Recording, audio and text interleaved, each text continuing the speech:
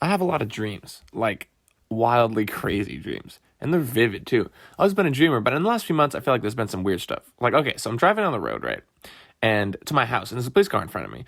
So I'm like, I better be careful. So I slow down. But then some guy comes reeling up the hill.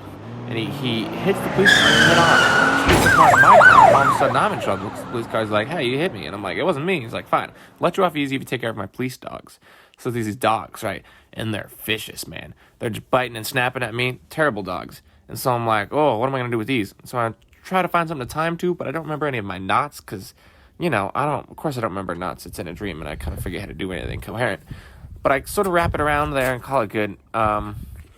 Yeah, I never saw him again, to be honest. That's okay. Next animal. 2 big snakes.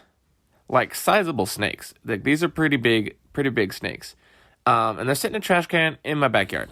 Just like hibernating or whatever. I don't know. We'll get back to those in a couple minutes. Next animal.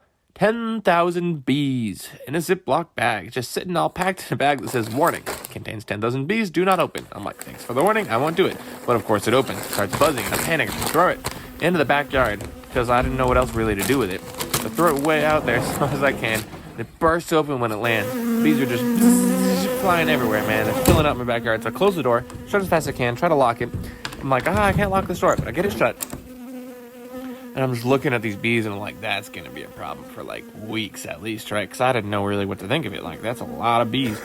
Anyway, turns out who else didn't know what to think about was the snakes. That's right. The snakes are like, these bees are annoying and they're stinging me. So they crawl on, they slither on inside through my dog door that we newly had installed. Through the dog door and right into my dog's crate. And my dog's like, hey, man, I don't like these snakes being in my crate. Like, he sends me that telepathically, I guess. I don't know. And so I'm like, okay, well, I'll go take care of those snakes, I guess.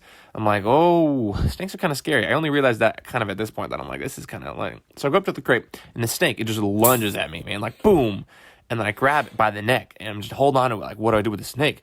So I kind of freak out, and I just smash its head against the wall like a dozen times. Because I'm like, what else am I going to do with this snake? I got to kill it. Yeah, and then I woke up.